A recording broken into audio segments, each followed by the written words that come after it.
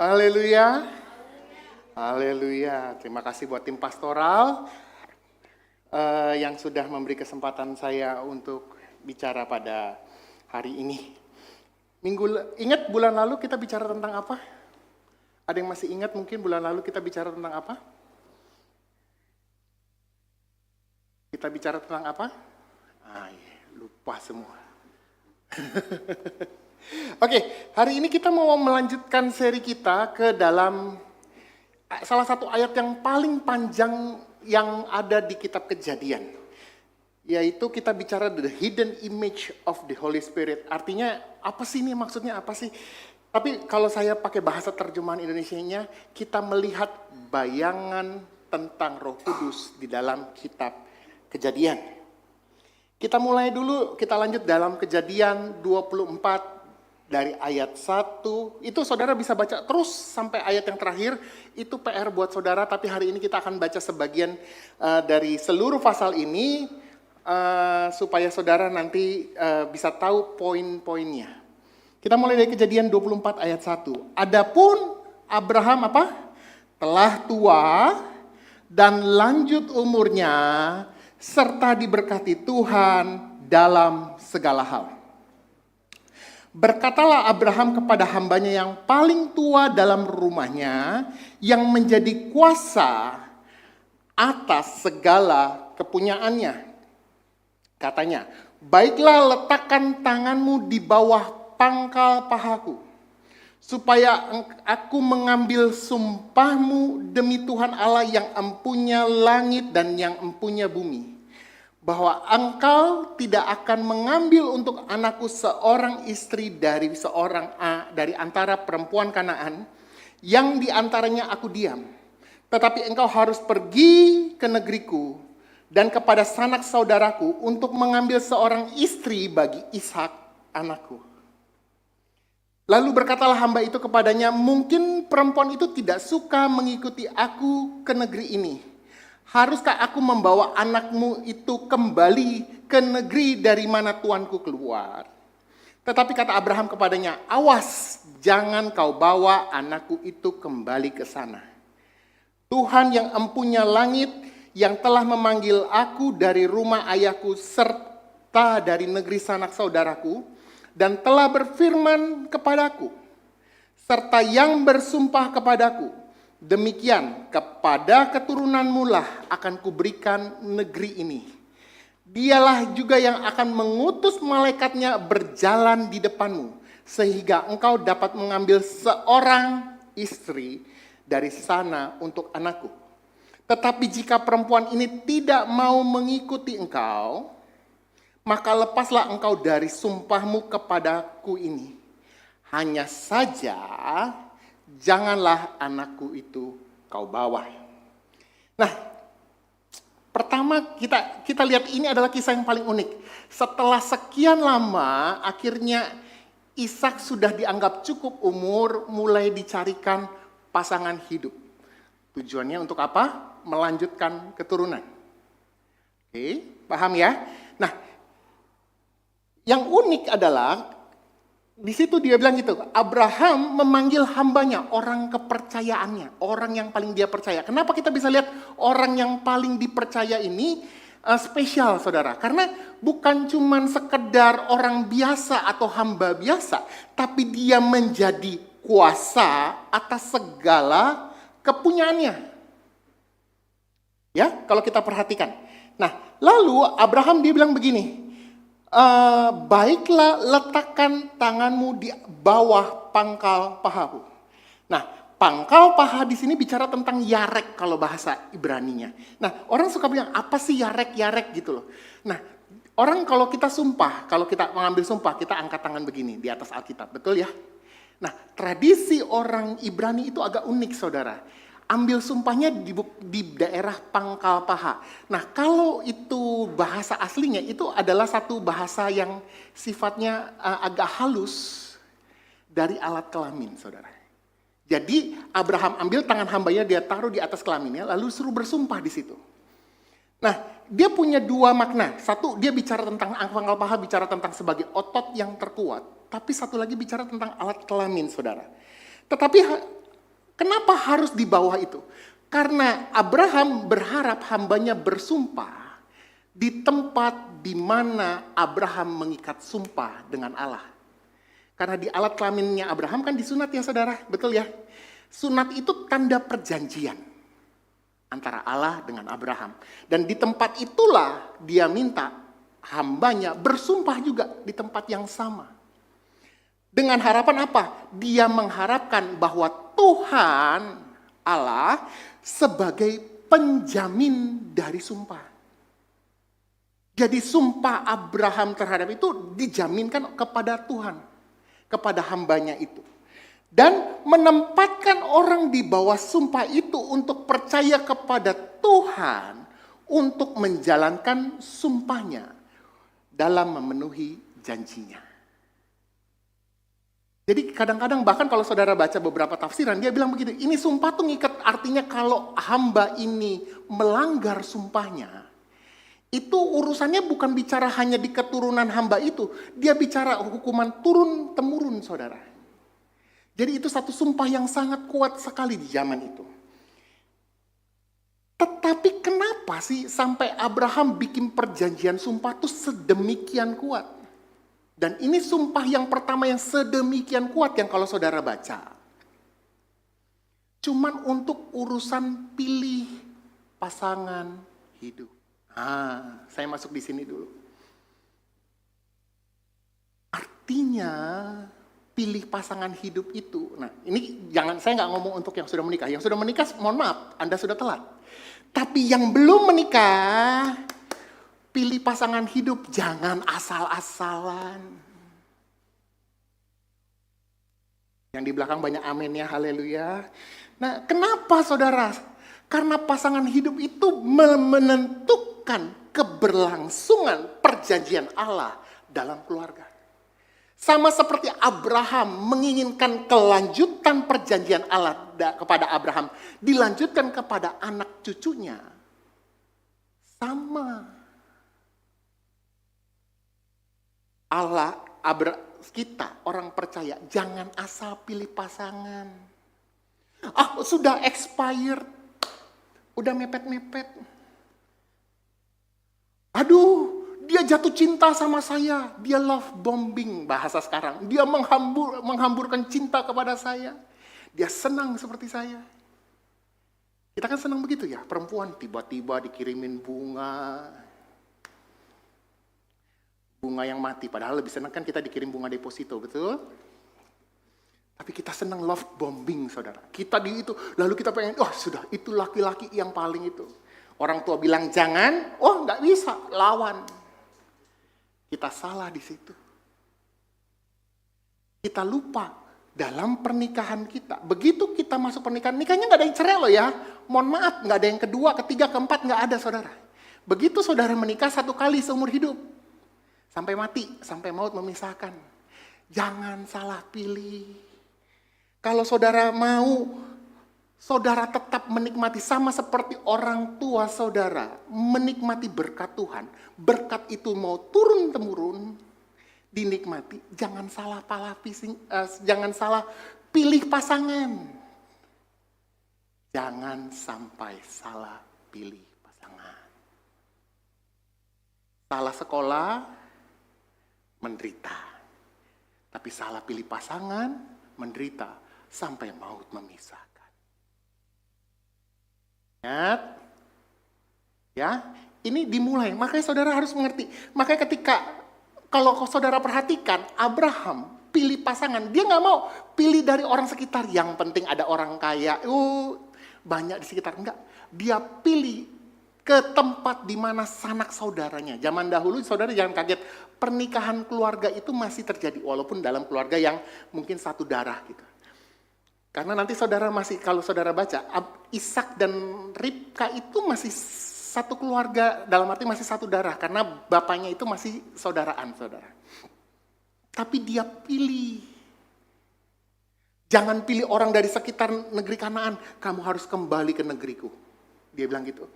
Pilih bibit, bebet, bobot. Alkitab perjanjian awal waktu bikin pasangan sudah bicara tentang apa? Bibit, bebet, bobot. Jangan buta karena cinta. Cinta itu memang buta. Tapi penderitaannya bikin mata melala. Betul? Salah pilih pasangan. Dalam proses menikah, pilih pasangan hidup. Artinya kedua-duanya harus sepakat untuk masuk dalam perjanjian Allah. Makanya Abraham bilang, kalau anak perempuan dari tempat keluarga aku gak ada yang mau pergi ke tempatku, jangan dipaksa. Itu keputusan, saudara. Menikah itu keputusan, bukan? Saudara kan gak ada yang di sini diculik lalu dibius lalu saudara dipaksa menikah, kan gak ada kan? Saudara, menikah itu keputusan. Makanya waktu saudara maju ke altar, aku mengambil suami, mengambil A, mengambil apa? Mengambil B sebagai istriku. B mengambil A sebagai suamiku. Kan kita begitu perjanjian nikahnya.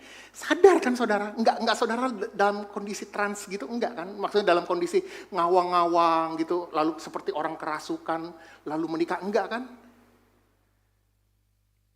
Mari, kalau saudara engkau sadar, dua-dua harus sepakat. Bukan cuma sekedar bibit, bebet, bobot. Dia anak orang kaya. Ingat yang kaya bapaknya. Ya, ini yang menikah cuma cari pria kaya, yang kaya bapaknya. Kalau dia gak bisa kerja, tekun seperti bapaknya, siap-siap. Habis. Jangan cuma cari yang pintar. Iya, dia pintar. Tapi dia tidak tunduk untuk masuk dalam perjanjian Allah. Buat apa? Saudara mau, saudara menderita sendiri, enggak kan? Lalu saudara menikah itu harusnya menikmati apa? Anggur pernikahan. Bukan menikah lalu saudara memilih untuk memikul salib yang seharusnya tidak saudara pikul, kan?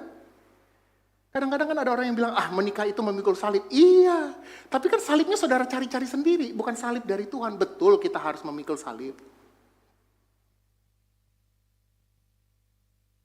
Tapi saudara memutuskan, cari pasangan yang baik. Cari pasangan yang baik. Saudara baca di Alkitab kriterianya. Nggak perlu saudara bilang, aku mendapat mimpi, jodohku si A, si B, lalu saudara tanya ke pendeta ini, lalu pendeta ini bernubuat, jodohnya yang ini. Enggak saudara, Alkitab sudah kasih saudara kriterianya. Cari A, B, C, D, E. Saudara cari. Saudara yang dapat, dua-dua harus tunduk dalam perjanjian Allah. Supaya saudara nikmatin berkat itu ngalir. Dalam pernikahan saudara. Dan selanjutnya, ketika saudara punya anak saudara lengkapi juga dengan hal yang sama. Supaya dia nikmatin berkat yang saudara terima. Nah, selesai sampai di situ. Tapi mari kita masuk ke dalam pertanyaan selanjutnya. Kenapa selalu saya bicara dalam cerita ini lalu bicara tentang Roh Kudus, saudara? Mari saya mengutip salah satu uskup namanya Augustin dari kota Hippo. Orang-orang Katolik memanggil dia Santo Agustin dari Hippo. Dia disebut Bapak Gereja dan Doctor of Grace. Karena dia yang mulai pertama pengajaran bilang, keselamatan karena kasih karunia Tuhan. Kalau saudara senang, keselamatan karena kasih karunia Tuhan itu ajarannya Martin Luther abad ke-16. Salah saudara, pengajaran Martin Luther itu diambil dari Bapak Gereja Agustin dari Hippo. Dia yang mulai saudara. Dia yang bilang keselamatan itu karena kasih karunia Tuhan. Nah, dia bilang begini, perjanjian baru itu tersimpan di dalam perjanjian lama. Perjanjian lama itu seperti bayangan dari apa yang akan terjadi di perjanjian baru. Nah, hari ini kita belajar sedikit agak tinggi saudara, kita belajar tipologi saudara. Tipologi itu apa ya? Bayangan kalau orang bilang. Jadi kalau saudara bilang bayangan dari Roh Kudus, bayangan dari Yesus. Nah, kita hari ini belajar sedikit di situ. Nah, kenapa kita bilang bahwa kita melihat bayangan itu? Menurut Roma 16 ayat 25 dia bilang gini, bagi dia yang berkuasa menguatkan kamu menurut Injil yang kumasyurkan dan pemberitaan tentang Yesus Kristus. sesuai dengan pernyataan rahasia yang didiamkan berabad-abad lamanya, tetapi yang sekarang telah dinyatakan oleh menurut perintah Allah yang abadi, telah diberitakan oleh kitab-kitab para nabi kepada segala bangsa untuk membimbing mereka kepada ketaatan iman. Apa yang terjadi di kisah Kejadian itu adalah bayangan daripada apa yang harus terjadi di Perjanjian Baru. Makanya saudara kalau baca Alkitab, itu persis seperti mirror saudara, seperti kaca. Jadi Perjanjian Lama, Perjanjian Baru, itu seharusnya plek gini saudara. Ceritanya itu persis karena semua dari Kejadian sampai Wahyu, itu rantai benang merahnya cuma satu, yaitu bicara tentang Yesus. Perjanjian melihat Yesus dalam bayangan, artinya belum kelihatan. Seperti maket yang belum kelihatan. Sampai nanti saudara bangun rumah, rumahnya jadi, itu yang aslinya. Oke? Nah, kenapa ini dibilang bayangan dari Roh Kudus? Mari kita lihat ceritanya. Ada Abraham, punya anak namanya Ishak. Untuk mencari pasangan, dia mengutus siapa? Hambanya. Sama seperti Allah mengutus Roh Kudus untuk mencari apa? Mempelai. Makanya dalam 2 Korintus 11 ayat 2, Rasul Paulus dengan ilham Roh Kudus dia bilang gini, sebab aku cemburu kepada engkamu dengan cemburu ilahi, karena aku telah apa? Mempertunangkan kamu kepada satu laki-laki untuk membawa kamu sebagai apa? Perawan suci kepada Kristus. Nah, mari saya mau bahas sedikit tentang hamba yang tidak bernama. Kalau saudara baca dalam seluruh kitab ini, hambanya tidak ada namanya saudara. Hamba itu tidak punya nama. Tapi menurut tafsiran orang lalu yang dipakai oleh gereja, namanya Eliezer. Karena itu tafsiran berdasarkan, dia lihat dulu ada satu hamba yang namanya sering ditulis di dalam kitab Kejadian, namanya Eliezer.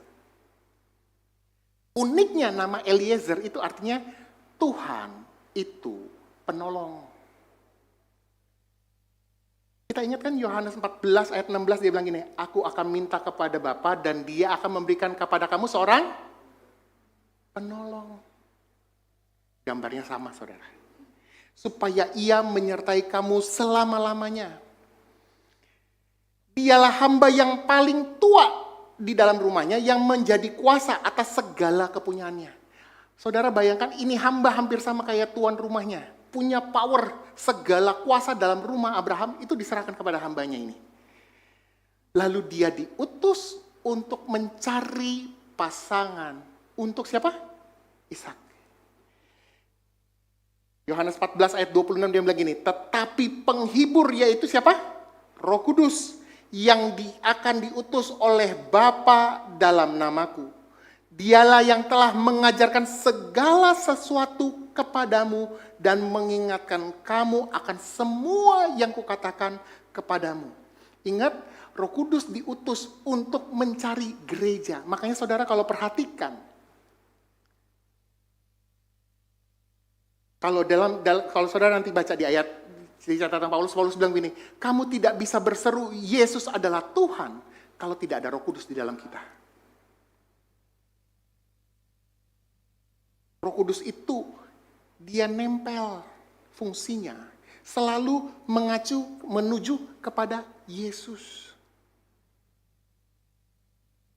Dan dalam pasal ini sangat unik bagaimana Roh Kudus ditulis sebagai hamba tanpa nama. Karena seharusnya dia tidak pernah mengacu kepada dirinya. Dia mengacu kepada tuannya. Bukan berarti Roh Kudus jadi tuan gitu, enggak saudara. Tapi saudara harus bayangkan hubungan ini dalam konteks Roh Kudus itu tidak mementingkan dirinya sendiri. Dia ditulis tanpa nama untuk mengarahkan kita kepada sang mempelai, kepada Ishak. Bahkan dalam Kejadian 24 ayat 34 dia bilang gini, aku ini hambanya Abraham. Dia gak sebut nama, aku ini hambanya Abraham. Kalau saudara perhatikan, bahkan dalam beberapa Talmud, tulisan-tulisan para rabi, dia bilang begini, Eliezer itu disebut Bitul Eliezer. Artinya dia seorang hamba yang tidak mementingkan dirinya sendiri. Dia nullification, dia tidak punya status, dia tidak punya itu. Dan dia tunduk dalam otoritas, subservience. Padahal kalau saudara baca menurut tafsiran para rabi, Eliezer itu punya anak perempuan, saudara. Eliezer ini berharap awalnya anak perempuannya ini dinikahkan kepada Ishak.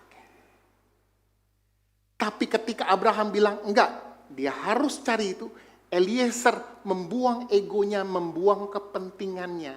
Dia mencarikan pasangan untuk Ishak, walaupun ada anak perempuannya.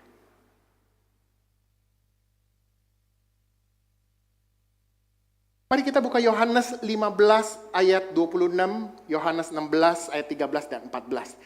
Jikalau penghibur itu datang, yang akan kuutus dari Bapa datang, yaitu roh kebenaran yang keluar dari Bapa, ia akan bersaksi tentang Roh Kudus. Apakah Roh Kudus akan bersaksi tentang Roh Kudus? Atau tentang Yesus? Saya mohon saudara harus pahami ini. Kita sedang terombang-ambing, kita sedang tersesat. Kita bicara, kita gereja yang percaya Roh Kudus, tapi Yesusnya hilang dalam gereja. Kalau saudara percaya Yesus, percaya Roh Kudus ada dalam kita, dia harus lebih banyak memproklamirkan tentang Yesus. Ia akan bersaksi tentang aku, bukan tentang Roh Kudus. Nah, kita belajar tentang Roh Kudus, tapi fokus endingnya harusnya Yesus. Yohanes 16 ayat 13 sampai 14. Tetapi apabila ia datang, yaitu roh kebenaran, ia akan memimpin kamu kepada seluruh kebenaran. Sebab ia tidak akan berkata-kata dari dirinya sendiri. Nah, ini penting. Tiba-tiba orang bilang, Roh Kudus bilang sama saya. No. Roh Kudus tidak akan berkata-kata dari dirinya sendiri. Tetapi segala sesuatu yang didengar itulah yang akan dikatakannya. Dan ia akan memberitakan kepadamu hal-hal yang akan datang. Ia akan memuliakan Roh Kudus. Roh Kudus akan memuliakan Roh Kudus. Ayo kita baca ayatnya hati-hati saudara. Karena ini sangat-sangat, kita ini sekarang ini terlalu banyak. Kita salah kaprah tentang Roh Kudus, saudara. Ia akan memuliakan siapa? Yesus. Ia akan memuliakan aku. Sebab ia memberitakan kepadamu apa yang diterimanya daripada aku. Artinya,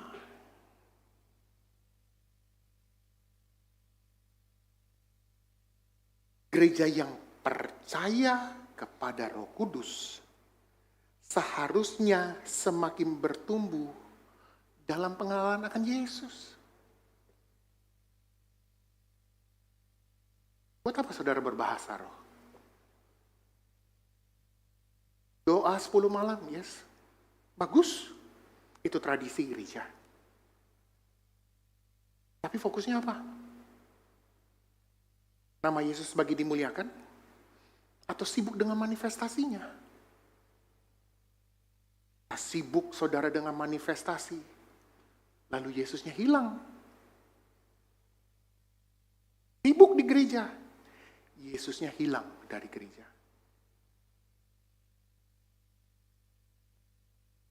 Berapa lama kita mulai seakan-akan kita sedang bicara Roh Kudus yang berbeda. Kita nggak bicara Roh Kudus yang sama. Mungkin ada hamba-hamba Tuhan yang nanti nggak setuju sama saya, tapi kita mari balik ke Alkitab. Kan kita gereja yang harus back to the Bible. Kembali ke Alkitab. Alkitab bilang seperti ini. Kita percaya Roh Kudus, kita memuliakan Roh Kudus. Tapi Roh Kudus pun harus ujungnya kembali kepada siapa? Yesus. Makanya saudara kalau baca di ayat di dalam Kisah Para Rasul dia bilang gini, tidak ada satu nama lain. Saudara belajar tentang Allah Bapa, Putra dan Roh Kudus, tapi tidak ada satu nama lain di bawah kolong langit ini. Segala kuasa diberikan. Nama siapa? Yesus. Dia mengacu kepada Yesus. Ingat kenapa saudara dipenuhi Roh Kudus? Supaya Yesusnya makin dimuliakan. Jadi saudara kalau saudara dengar masuk ke dalam gereja, saudara dengar hamba Tuhan bicara, dia bilang tentang Roh Kudus, tapi kehilangan Yesusnya, kita sedang bicara dengan pengajaran yang lain.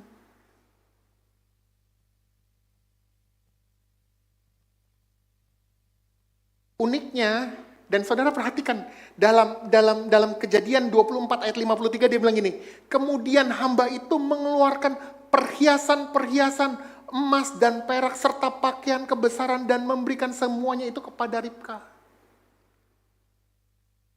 Kita lihat bagaimana Roh Kudus punya peran.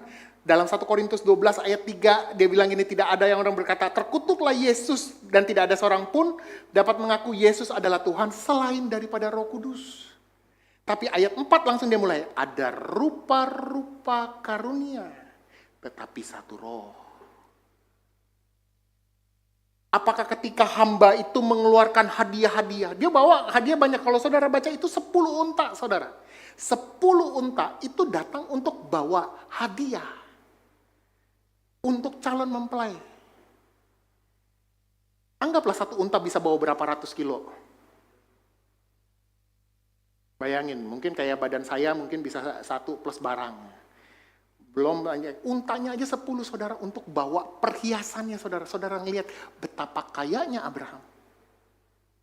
Tapi hamba ini ketika bawa perhiasan, dia nggak bawa perhiasan ini untuk bilang, oh lihat nih, saya yang punya kuasa. Walaupun di ayat pertama, di ayat kedua dia bilang gini, Abraham memberikan kepada hambanya yang punya kuasa. Tapi ketika kuasa itu datang untuk mengeluarkan hadiah-hadiah, rupa-rupa karunia, fokusnya cuma satu, untuk menunjukkan kepada si mempelai, siapakah sang mempelai yang akan dikawininya. Saudara tahu di dalam orang Chinese itu punya tradisi saudara, kita bilang sangjit ya, benar ya. Jadi sebelum mempelai laki itu datang, menikah, jadi si mempelai laki itu bawa saudara pikulan. Nah, ini tradisi dari Chinese saudara. Datang dia bawa macam-macam saudara. Bawa ada baju, perhiasan, apa segala macam untuk dibawa ke calon perempuan. Nanti calon perempuan, keluarga, enggak perempuannya, keluarganya nanti yang ngecek. Oh ini cukup apa enggak? Sama saudara. Dia ngeliat, oh ini hartanya cukup. Ini menunjukkan betapa kayanya pasangannya. Bukan menunjukkan betapa kayanya yang nganter. Yang nganter bisa siapa aja. Tapi yang bawa itu mengacu kepada satu. Maksudnya begini saudara. Saudara dapat karunia berbahasa roh. Saudara dapat karunia kesembuhan. Saudara dapat karunia marifat dari Tuhan. Tapi saudara harus tahu, setiap karunia yang saudara terima, itu mengacu kepada satu. Saudara harus makin memuliakan nama Yesus. Ya, Roh Kudus yang menaruh itu ke dalam hati kita. Betul. Roh Kudus memberikan kita karunia-karunia roh. Tapi tujuan dari gifts itu, hadiah-hadiah itu, harusnya mengacu kepada Yesus. Kenapa itu penting saudara? Karena mempelai wanita ini kan kita belum lihat pasangan laki kita kayak apa. Betul? Mohon maaf, mungkin pernikahan zaman dulu agak jadul saudara. Kayak orang beli kucing dalam karung. Tapi dia bawa macam-macam. Tapi bukankah gereja hari ini, kita bicara gereja hari ini, kita nggak lihat Yesusnya, betul? Yesusnya mati 2000 tahun yang lalu, physically. Tapi yang saudara lihat apa? Karyanya, kasihnya, penyertaannya dalam hidup saudara lewat Roh Kudus, bukan? Karena saudara sedang dipersiapkan jadi apa? Mempelai wanita. Cara siap-siap kejadian, Kitab Wahyu. Sudah siapkah pengantin wanita ini? Ingat, pengantin wanita ini, gereja, saudara tidak dipercantik oleh perbuatan saudara. Saudara dipercantik, dihias. Karena oleh kekayaan dari Allah. Sama seperti mempelai perempuan itu datang ke dalam, mempelai perempuan itu nanti bertemu, dia semua ditempelin perhiasannya. Bukan perhiasan yang dibawa dari perempuan itu, tapi dari perhiasan-perhiasan yang dibawa oleh pihak lakinya. Paham ya saudara? Jadi engkau perempuan jadi cantik. Gereja ini maksudnya gereja itu digambarkan menjadi cantik, menjadi indah. Itu bukan karena perbuatan baik saudara. Kekayaan Allah dalam rupa-rupa pemberian kasih karunia roh itu datang bukan karena saudaranya sudah cantik. Enggak. Saudara sedang dipercantik dengan itu. Jadi apakah karunia kesembuhan datang karena saudara baik? Enggak. Itu pemberian. Mari kita lihat contoh sederhananya. Efesus 5 ayat 25 sampai 28. Hai suami, kasihilah istrimu sebagaimana Kristus telah mengasihi jemaat dan telah menyerahkan dirinya. Ini udah bicara kemarin. Saya nggak mau nanti bapak-bapak makin tertekan setiap kali saya dengar bicara ayat ini. Tapi saudara harus pahami. Karena di ayat 30 ini adalah misteri, dia bilang ini gambaran Kristus dengan jemaat. Ayat 26, untuk menguduskannya sesudah ia menyucikannya dan memandikannya dengan apa?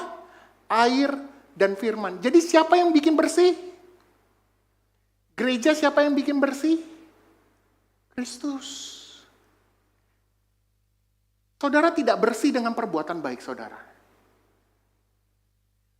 Saudara tidak dipenuhi Roh Kudus karena perbuatan baik saudara. Karena semua orang bisa dipenuhi Roh Kudus dengan perbuatan baik, maka besok yang agama Buddha dengan perbuatan baik mereka bisa dipenuhi Roh Kudus. Nyatanya kan enggak. Roh Kudus dalam pengertian kita sebagai Kristen ya, bukan mereka mungkin percaya ada Roh Kudus yang lain. Saudara-saudara kita yang non-Kristen yang lainnya mungkin percaya bisa dipenuhi Roh Kudus hanya cukup dengan perbuatan baik. Enggak, tapi saudara dipenuhi dengan karya Roh Kudus dalam hidup saudara bukan karena perbuatan saudara, itu karena Kristus yang menyucikan saudara. Supaya dengan demikian ia menempatkan jemaat di hadapannya dengan cemerlang tanpa cacat atau kerut atau yang serupa dengan itu. Tetapi supaya jemaat kudus dan tidak bercela. Ingat, itu bukan karya saudara. Itu karya Kristus. Saudara cuma sedang diperhias. Itu cuma ditambahkan ke dalam saudara. Saudara nggak perlu berusaha supaya saudara jadi kudus. Itu sedang diperlengkapi dalam hidup saudara. Dengan demikian juga suami harus mengasihi istrinya sama seperti tubuhnya sendiri. Siapa yang mengasihi istrinya, mengasihi dirinya sendiri. Jadi saudara mengerti kasih Yesus sedemikian rupa. Saudara, mohon maaf, mungkin saudara terlihatannya, aduh saya ini hidupnya hancur. Tenang, kamu datang apa adanya.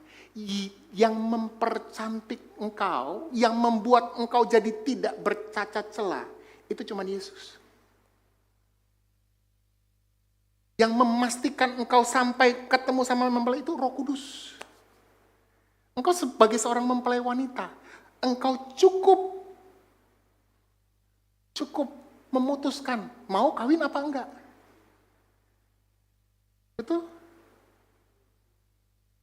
Saudara mau ikut Yesus, putus. Enggak lalu tiba-tiba, saya mau ikut, nanti besok enggak. Ya kalau besok enggak, ya sudah. Tapi keputusan untuk ikut Yesus itu berarti engkau memutuskan. Engkau sedang siap diperlengkapi dengan hal-hal seperti itu. Karena itu adalah karyanya dia, bukan karya saya. Makanya saudara lihat kenapa Ribka itu dikasih banyak harta. Dia dihiasi dengan harta, bukan harta bapak emaknya. Enggak. Dia dihiasi dengan harta yang dibawa dari rumah Abraham. Seperti itulah gereja. Engkau sedang tidak dihiasi oleh perbuatan baikmu. Engkau sedang dihiasi oleh semua pemberian cuma-cuma. Kenapa cuma-cuma? Karena itu kan berdasarkan keputusanmu. Engkau nikmati keselamatan itu karena keputusanmu untuk memilih Kristus sebagai mempelai dalam hidupmu.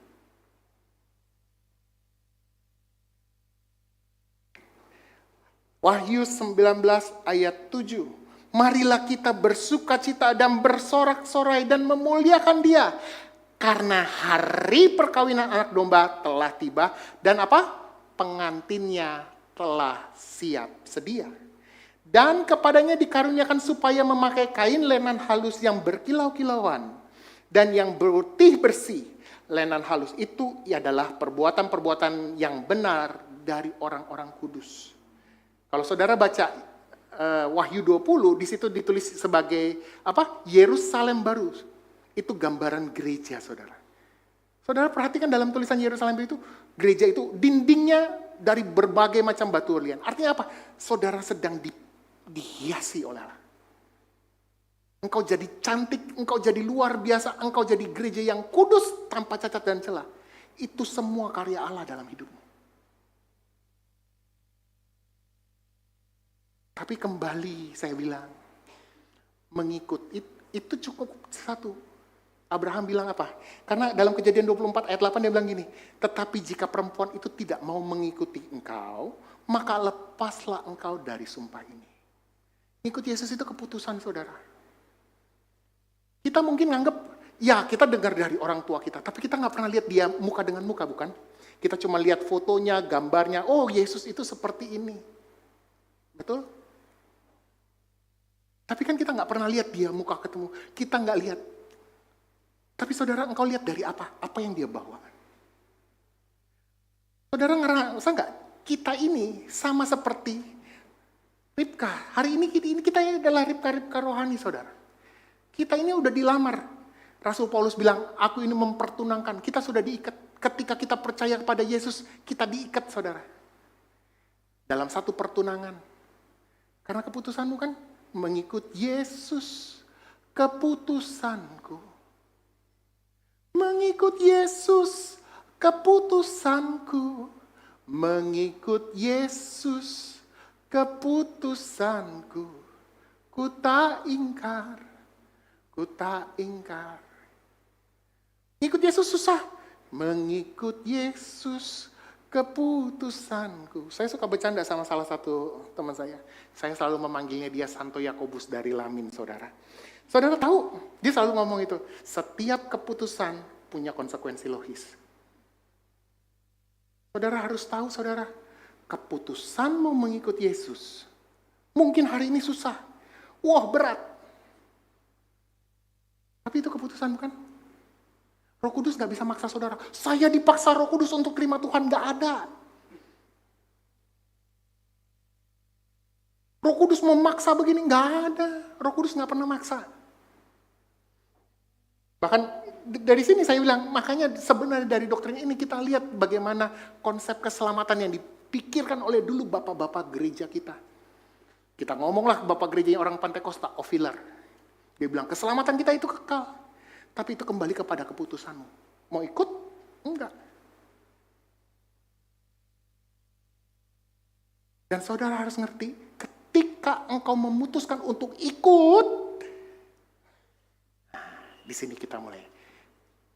Saudara mulai merasakan hari ini, ada orang mulai nyanyi, setinggi-tingginya apa? Dolar. Lebih tinggi kasih Yesusku, sedalamnya IHSG. Berasa kan saudara? Siapa yang main saham, main reksadana? Berasa nggak IHSG ambles kemarin? Oh, jangan dilihat saudara, merah saudara portofolio.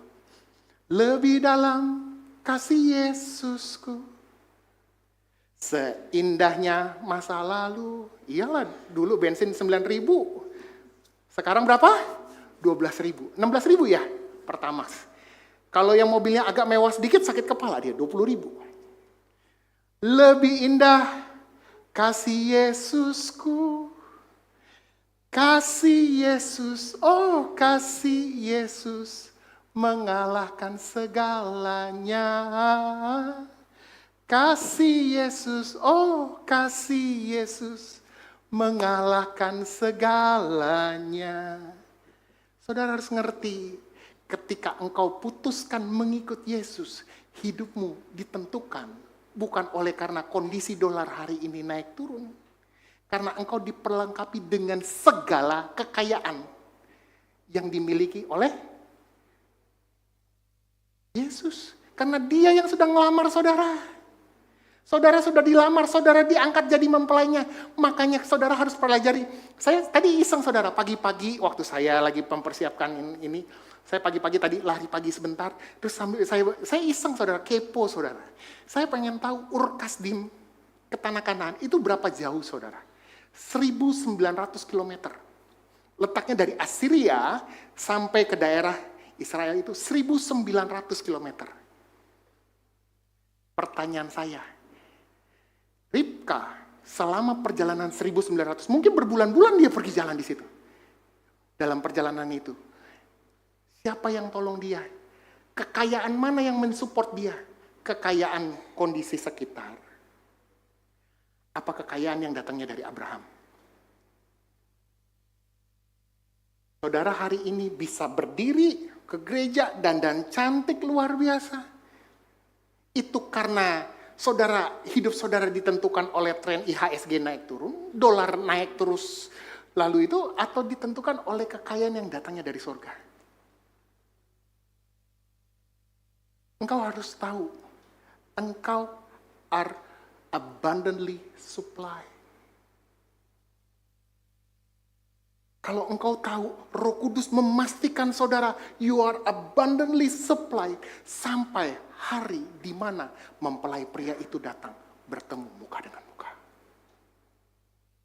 Engkau akan takut kekurangan. Ini khotbah begini, berasa nggak? Berasa saudara, stres, sakit kepala, pusing.